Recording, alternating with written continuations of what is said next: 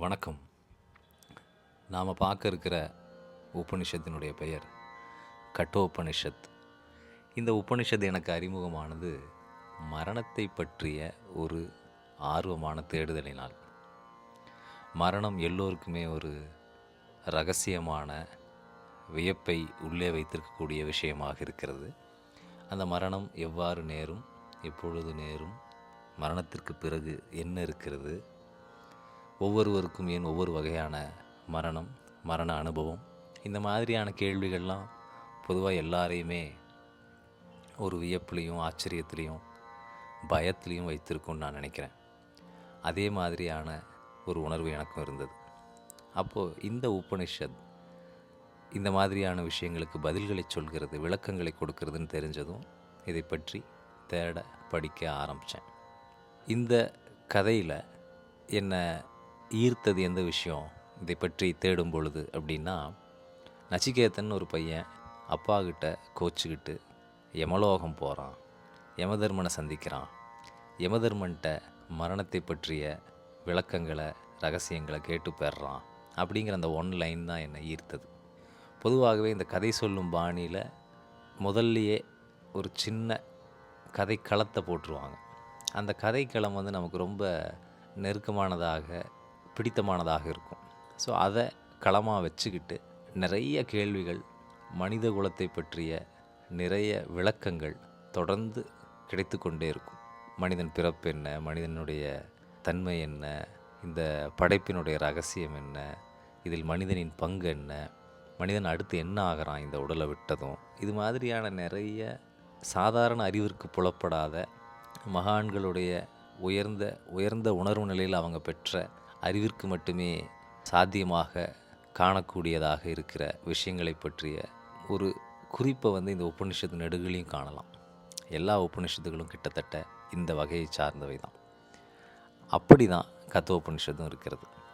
இந்த கதைக்களம் என்னை ஈர்த்ததால் கத்தோபனிஷத் குறித்து மேலும் வாசிக்க தொடங்கினேன். கத்தோபனிஷத்தினுடைய வரலாற்று குறிப்புகள் அதெல்லாம் நமக்கு நேரடியாக அவ்வளவு அவசியம் இல்லைன்னு நான் கருதுகிறேன். அதனுடைய பொருளோடு ஒப்பிடும் பொழுது கத்தோபனிஷத்தினுடைய சிறப்பு பார்த்திங்கன்னா, நமக்கு தெரிந்த மேலை நாட்டு இலக்கிய ஆட்களில் எமர்சன் இந்த உபனிஷத்தை கொண்டாடியிருக்காரு. அவருடைய படைப்புகளில் இதை குறிப்பிட்டிருக்காரு. இந்த கத்தோபனிஷத்தில் வரக்கூடிய அந்த கதா அப்படிங்கிற பேர் தான் அதை எழுதிய, கத்தோபனிஷத்தை நமக்கு வழங்கிய ஒரு முனிவருடைய பெயர் அப்படின்னு சொல்லப்படுது.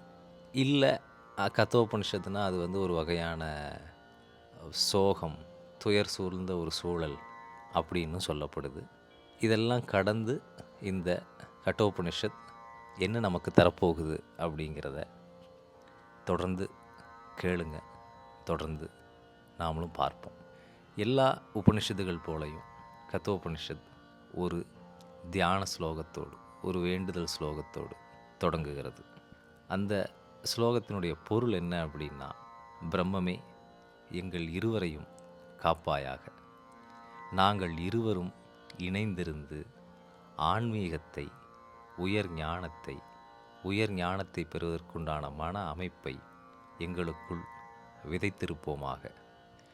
எங்கள் இருவரின் கூட்டு சேர்ந்த ஆற்றலும் ஒருங்கிணைந்த உள்ளமும் ஆன்மீகத்தில் மென்மேலும் செழிக்கட்டும்.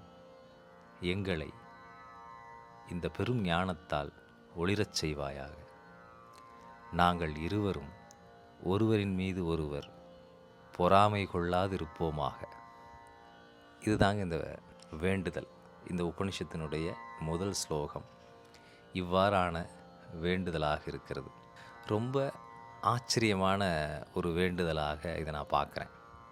எதனால் அந்த ஆச்சரியம் அப்படின்னா, அதனுடைய இறுதி அடி, நாங்கள் இருவரும் ஒருவருக்கொருவர் பொறாமை கொள்ளாதிருப்போமாக அப்படிங்கிறது தான் இந்த வேண்டுதலினுடைய இறுதி அடி. ஆமாம், யார் இந்த இருவர்? யாருக்காக இந்த வேண்டுதல்? உபனிஷத்துகள் பெரும்பாலும் ஊரை கூட்டி சொல்லப்படுகின்ற விஷயங்கள் அல்ல. அது தனிப்பட்ட முறையில் ரொம்ப நெருக்கமான இரண்டு உள்ளங்கள், சொல்வதற்கு தயாராகவும் கேட்பதற்கு தயாராகவும் இருக்கின்ற இரு உள்ளங்களை உபனிஷத் என்றைக்குமே பாத்திரங்களாக வைத்திருக்கும். அப்படித்தான் இங்கேயும் சொல்லப்படுகிறது. சொல்லப்படுகிற செய்தி உயர்ந்த தெய்வீக ரகசியங்களை கொண்டது. அப்படின்னா சொல்லப்படுபவர் அதை அறிந்த ஒரு குருவாக இருக்கிறார் சொல்லித்தர்றதுனால. கேட்கிறவர் உயர்ந்த தன்மையுடைய சீடராக இருக்கிறார். இல்லைன்னா அவருக்கு இவ்வளோ பெரிய ரகசியமோ தெய்வீக ஞானமோ ஒரு குருவால் அவ்வளவு எளிதில் புகட்டப்படாது. இந்த வேண்டுதல் அதை நமக்கு சொல்லுகிறது. உயர்ந்த பிரம்மமே, பிரம்மங்கிறது தான் வேதத்தில் கடவுளாக சொல்லப்படுகிறது. நமக்கு கடவுள் அப்படிங்கிற சொல் எத்தனையோ வகையான தோற்றங்களை கொடுக்கிறது. ஒருவருக்கு கிருஷ்ணராக, ஒருவருக்கு பெருமாளாக, ஒருவருக்கு சிவபெருமானாக தோற்றங்களை கொடுக்கிறது. அந்த மாதிரியான தோற்றங்களை கடந்த நிலையில் பிரம்மம் இருப்பதாக உபனிஷத்துகள் கருதுகின்றன. அப்போது ஓ பிரம்மமே என்று அழைத்து தன்னுடைய வேண்டுதலை வைக்கிறது. எங்கள் இருவரையும் காப்பாயாக அப்படிங்கிற முதல் வேண்டுதலை வைக்கிறது. இருவரும் காக்கப்பட வேண்டுமா?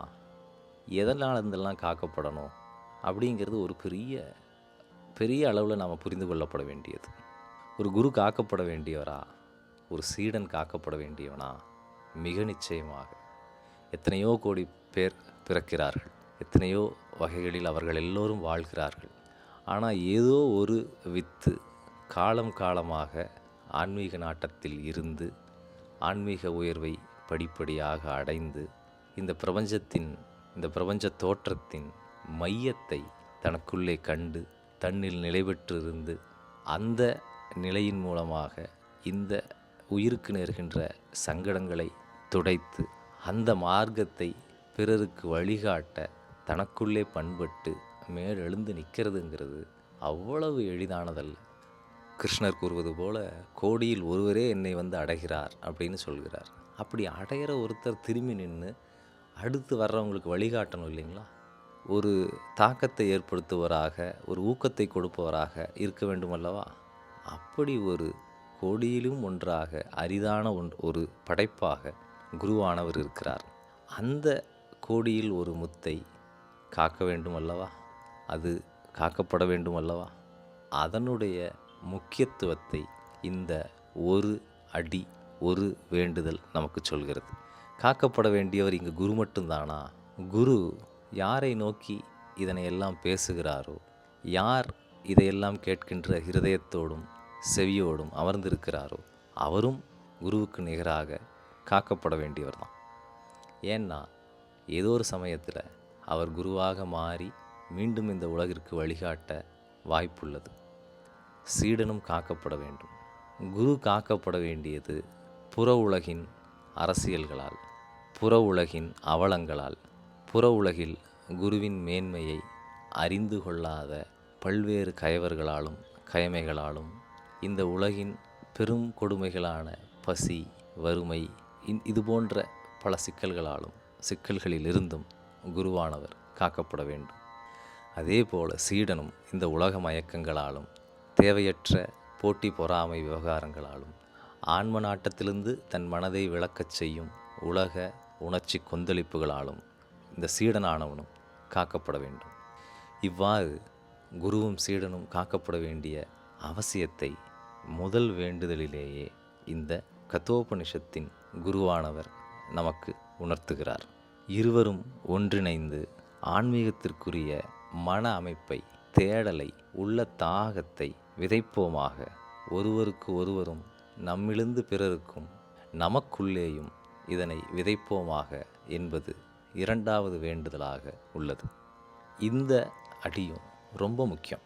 ஏன்னா இந்த நெடும் பயணத்தில் நாம் என்றைக்கேனும் நம்மளுடைய மனம் சோர்வடைவதனாலேயோ, ஊக்கமும் உற்சாகமும் குறைவதனாலேயோ, உலக விஷயங்களின் நாட்டத்தினாலும் ஈர்ப்பினாலும் நம்முடைய மன அமைப்பை ஆன்மீக தேடுதலிலிருந்து, ஆன்மீக செயல்களிலிருந்து பின்னோக்கி தள்ளிவிடக்கூடிய அபாயம் உண்டு.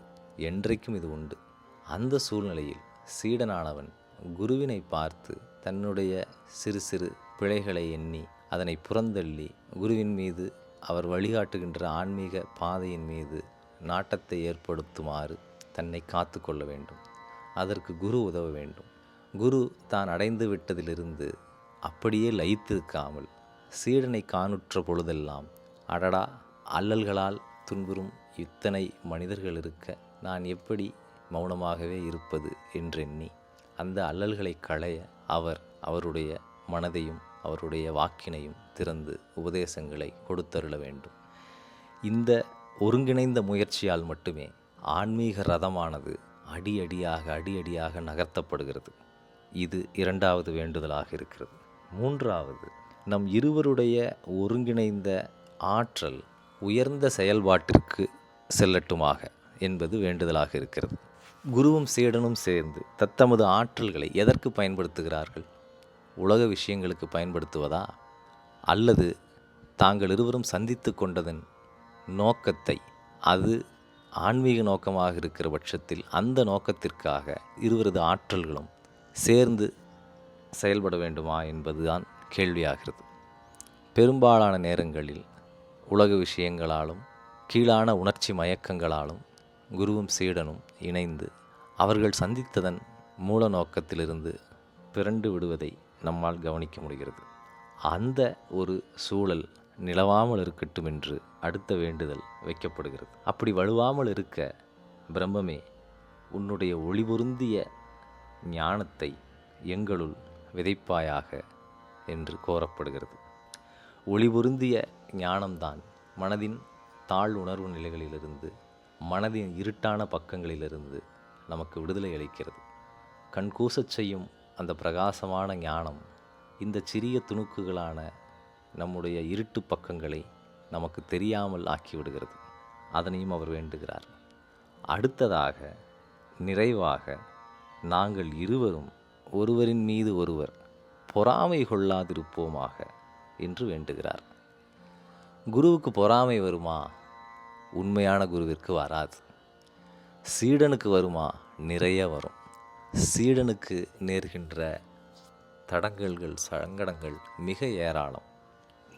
சீடன் அனுபவிக்கின்ற வசதியோ, சீடனின் உலக நிலைகளோ, சீடனின் வசதி வாய்ப்புகளோ குருவிற்கு உறுத்தாமல் இருப்பது அவசியமாகிறது. மிக நிச்சயமாக ஒரு உயர்ந்த குருவிற்கு வராது, அதில் நமக்கு சந்தேகமே இல்லை. ஆனாலும் இந்த வேண்டுதல் நாம் சிந்திக்கத்தக்கது. சீடன் வெகு விரைவாக கற்பதை எண்ணி, சீடன் தன்னை விட உயர்ந்த தெளிவை, அனுபவத்தை, வெளிப்பாட்டை பெற்றதை எண்ணி கூட ஒரு குருவானவர் சிறிது பொறாமைப்படுவதற்கு வாய்ப்பு இருக்கிறது. அதனையும் அவர் வேண்டாம் என்று மறுக்கிறார். அப்படியான தாழ்ந்த உணர்வுகளிலிருந்து என்னை காப்பாயாக என்று வேண்டுகிறார். அதே சமயம் சீடனும் இது போன்ற சிரமமான சூழல்களை சந்திக்க நேரிடும். குருவின் மீது அநேக எதிர்ப்புகளை ஒரு சீடனது மனம் எளிதில் பெற்றுக்கொள்ளும். குருவினுடைய கண்டிப்பு, குரு தன்னிடம் ஒரு மாதிரியும் பிறரிடம் ஒரு மாதிரியும் நடந்து கொள்கிறார் என்கின்ற எண்ணம், குருவின் செயல்கள் மற்றும் முடிவுகள் மீது இவர்கள் வைத்திருக்கின்ற சலனங்கள், இவையெல்லாம் சீடனின் வளர்ச்சிக்கு மிக மிக கெடுதலானவை. இதுபோன்ற சிரமங்களிலிருந்து சீடனையும் குருவையும் காப்பாற்றுவாயாக என்பதே அந்த வேண்டுதலாக இருக்கிறது. குருவினுடைய குணங்கள் மிக ஆச்சரியமானவை. அது சீடனிடத்தென்று வரும்பொழுது கடினமானதாக, புரிந்து கொள்ள முடியாததாக, ஒரு வகையில் வலிக்கச் செய்கிற அளவில் வெளிப்படுவதற்கு நிறைய வாய்ப்புகள் உள்ளன. அந்த மாதிரியான நிலைகளில் சீடன் குருவிடமிருந்து விலகி ஓட, ஆன்மீக பாதையிலிருந்தே கூட விலகி ஓட மிக அதிகமான வாய்ப்புகள் இருக்கின்றன. இவற்றையெல்லாம் அவர் கருதி கொண்டு எங்கள் இருவரையும் இந்த பொறாமை எனும் குணத்திலிருந்து காப்பாயாக என்று பிரம்மத்திடம் வேண்டுகிறார். இந்த வேண்டுதலுக்கு பிறகு கதோபனிஷத்தின் முக்கிய கதையினுடைய களம் தொடங்குகிறது. நன்றி.